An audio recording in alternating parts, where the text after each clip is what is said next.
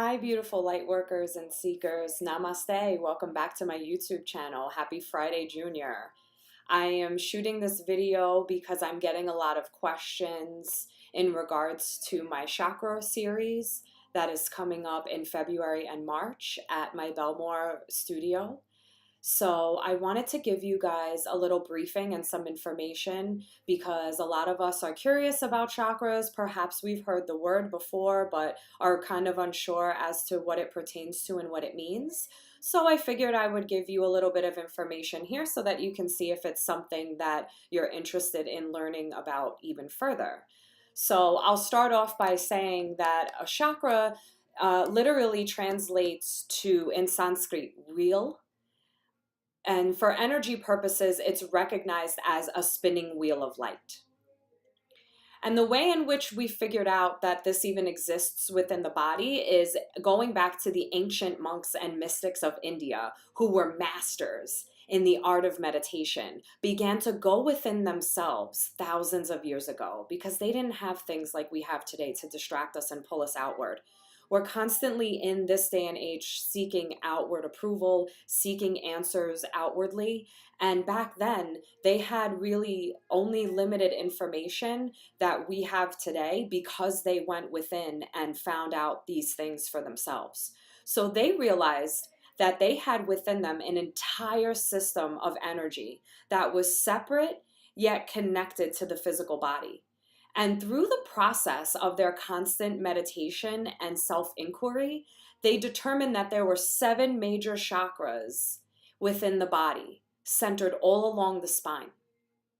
And they can, because they're spinning wheel of lights, be too blown open, spinning too quickly. They can be healthy and balanced, spinning at a good pace, or they can be too closed, sometimes not spinning at all.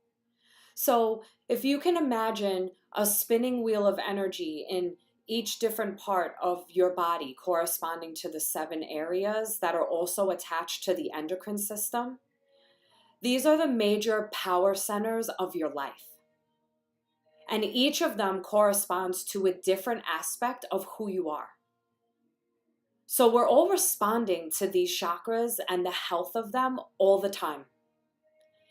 And I break up my workshops into 3 parts. I focus on the lower 3, which is located at the base of the spine and below and above the navel. So the root chakra, the sacrum chakra, and the solar plexus are the first 3 chakras that I focus on.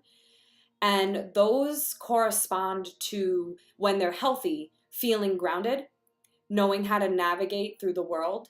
And each one is also developed within different time periods of your life. So for example, root chakra is developed between the ages of 1 and 7, and that helps you feel grounded and know who you are and how you're walking through the world. So if you grew up in an unstable environment as a tiny toddler and baby, perhaps your root chakra is imbalanced, and therefore you find it hard to feel stable, and you're constantly operating in survival mode. And so then the other 2 chakras that are above the root correspond to your courage and your creativity, just to name a few. So this is the type of information that I heavily go into in my workshop. The first one, again, being all in regards to the lower 3 chakras and how we navigate in the physical world. The second 2 chakras that I cover are the heart and the throat. So basically how to live through your heart and how to speak your truth because of it. Knowing what to ask for, knowing what to say no to. And also with communication, that has a lot to do with not only how we speak, but how we hear, how we perceive, how we are hearing other people's words and projecting them out. And not only that, but also how your self-talk is. Because a lot of us have a lot of self-talk that beats ourselves up. I'm not good enough. I'm so stupid. Why did I do this? Just my luck. Things like that. And so when we're constantly saying those things to ourselves, that's how the world looks outwardly. So again, rather than seeking that outward approval from everyone and everything, finding that stability within yourself by finding balance through your energy centers And therefore, all of the aspects of your body and your life that they're related to, it just really helps you feel secure, know your core values, and operate at a much higher level, functioning level in society. And the last two chakras that I cover in the third workshop is for our spirituality, which is third eye and crown.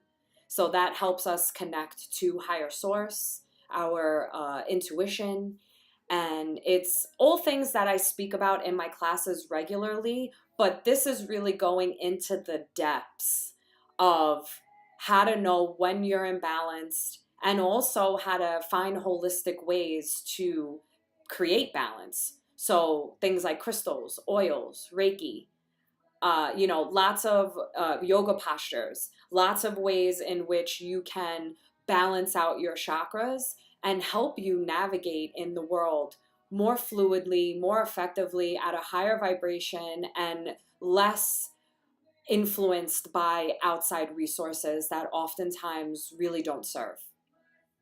I feel as though this is information that should be given to us at an elementary school level. And when I found out about it heavily through my yoga teacher training, I was compelled to offer it out. So this is a series that I put together with a good friend of mine, and we are working to extending it out as much as we can to anybody who is interested in finding out about this information. So my next series is coming up in my Belmore studio, and that's going to be one Saturday afternoon in February and 2 Saturday afternoons in March. 2-hour workshops from 1:30 to 3:30. I'll put the information below so that you guys can see when it is and if that day and time works for you. If you can't make it to all three, that's okay. I feel as though any kind of information that you can receive about any of the chakras is going to be beneficial and helpful, especially if you have things like thyroid issues, stomach issues, things like that. Like I said, your chakras are correlated and connected to your endocrine system. So a lot of the ways in which our body functions has to do with whether or not our energy is flowing in the body. And the way that the energy gets blocked is through trauma, not working through the things that we need to work through to release that trauma out. And therefore, when your bowl of emotions is clouded, then everything that happens to you uses that as a resource to help you figure out how you want to respond to it. So the more we work on clearing out our chakras and understanding ourselves to this depth, the better off everyone will be that we come in contact with, including ourselves, because we're going to function at a much higher capacity. And as you guys know, that is my mission and my passion, to extend this type of information out so that every person that I can help navigate through the world without feeling lost and really feeling secure and safe within themselves is a beautiful thing, and absolutely what I feel as though my life purpose is. So if these dates and times don't work for you, then you can always contact me, and I'm more than happy to put together a private workshop for you and perhaps a couple of your friends if you know some people that are really looking to learn about the depths of your energy centers and how to navigate in the world more effectively. So please like and subscribe this channel and leave any comments under this video. Hit the like button, and I will see you guys soon. Namaste.